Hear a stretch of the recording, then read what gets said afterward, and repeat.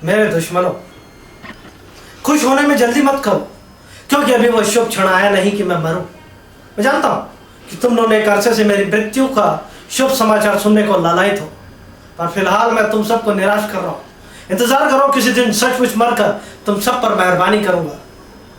दयालु आदमी हूं, कोशिश करूंगा जितने जल्दी हो सके तुम सबकी मनोकामना पूरी करूं। तुम धीरज से प्रार्थना किए जाओ। मेरे दोस्तों, अभी रोने में जल्दी मत करो, क्योंकि जब मैं अपने प्राण त्याग करूंगा तो इस बात की आशंका रहेगी कि झूठे रोने वाले सच्चे रोने वालों से बाजी मार ले जाए। तुम अभी से एक प्रभावकारी ढंग से रोने का अभ्यास करो, एक योजना बनाओ, रोने की रिहर्सल करो। जब तुम्हारी तैयारी पूरी हो जाएगी तो मुझसे कहना, मैं फौरन मर जाऊंगा। अभी तो यारो दुनिया छोड़ने का अपना कतई इरादा नहीं है। और फिर कबीर ने कहा है, जग मरिए हम न मरो, तो फिर खामखा क्यों मर रहा हूं? असल में मैं जिंदा रहने के लिए मर रहा हूं। संपादक चाहते कि मैं मरूं तो मैं मर रहा हूं। मेरे इस बयान की पत्रिका मुझे पैसे देगी, उन पैसों से मैं कुछ समय तक जिंदा रहूंगा। मैंने संपादकों की बात कभी नहीं टाली। वो कहे कि रो दो तो मैं रो दूंगा, वो कहे कि नंगे हो जाओ तो मैं नंगा हो जाऊंगा। वैसे साहित्य में नंगेपन का अच्छा पेमेंट होता है। संपादकों ने कभी कहा था इमरजेंसी है भाई, डरो, तो मैं डर गया। फिर कहा कि इमरजेंसी की तारीफ में लिखो, तो मैंने इमरजेंसी की तारीफ में लिखा, ईमान से लिखा। इमरजेंसी उठी तो कहा कि इमरजेंसी के खिलाफ लिखो, तो मैंने इमरजेंसी के खिलाफ भी लिखा, ईमान से लिखा। और साथ ही ये घोषणा कर दी कि मैं एकमात्र बुद्धिजीवी हूं, बाकी सब काया। शेर कोई दूसरा मारे उसकी दुम मैं काट लेता हूं, यानी कि मैं एक प्रतिनिधि बुद्धिजीवी हूं। प्रतिनिधि बुद्धिजीवी वो होता है जो किसी सत्ता या दाता के हरमों की रक्षा करे। आज कुछ रूहानी होने को जी जाता है, मगर हटाओ, नहीं होते रूहानी। क्या हुआ? गाड़ी लेट चल रही है तो मैं क्या करूं? राम का नाम लो, ईश्वर को याद करूं। ईश्वर, अगर तू नहीं है तो कोई बात नहीं, मगर तू है तो ये मालिक माए बाप मुझे माफ करना। मैं तुझे नहीं पहचानता हूं, मैं अपने एरिया के थानेदार को भी नहीं पहचानता हूं। ईश्वर होता तो भी क्या होता? कष्ट भोगते भोगते तो जिंदगी कटी है अपनी। बहरहाल मेरी मौत को पक्का कर लिया जाए, क्योंकि मेरी जिंदगी में बहुत सारी चीजें होते होते रह गई। 2 बार तो मेरी शादी होते होते रह गई, एक बार मैं शहीद होते होते रह गया। एक अखबार वाले ने भूल से मेरी फोटो शहीदों के कॉलम में डाल दी।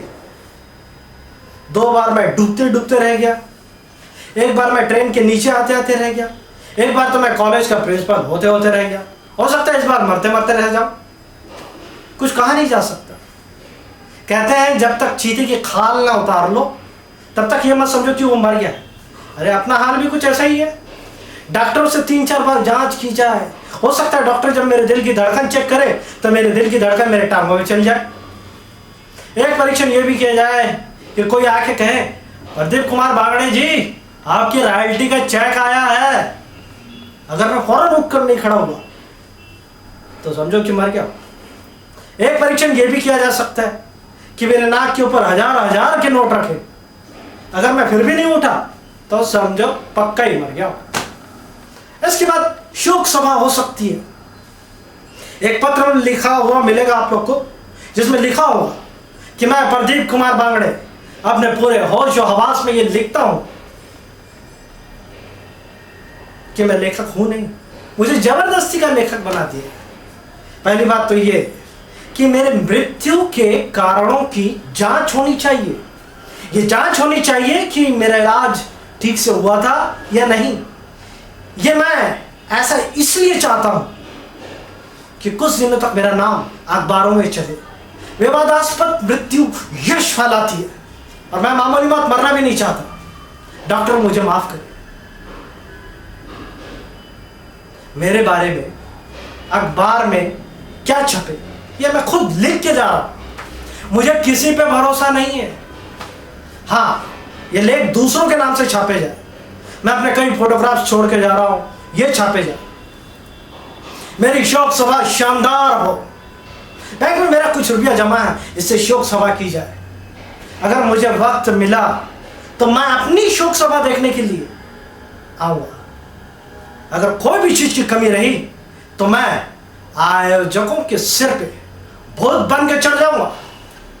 मित्रों से मेरा यह आग्रह है कि जिस तरह आप लोगों ने मेरे जीवन काल में साथ दिया है, वैसे मेरे मरने के बाद भी मेरा साथ दे।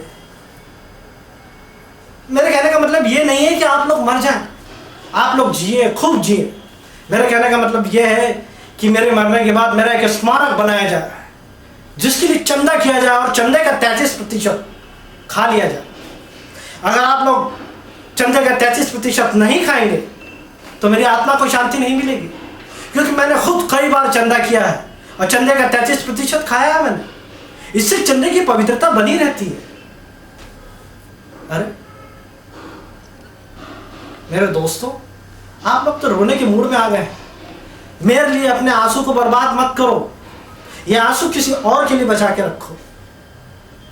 गालिब खस्ता के बगैर कौन से काम बंद है, रोइए जार जार क्यों, कीजिए हाय हाय क्यों।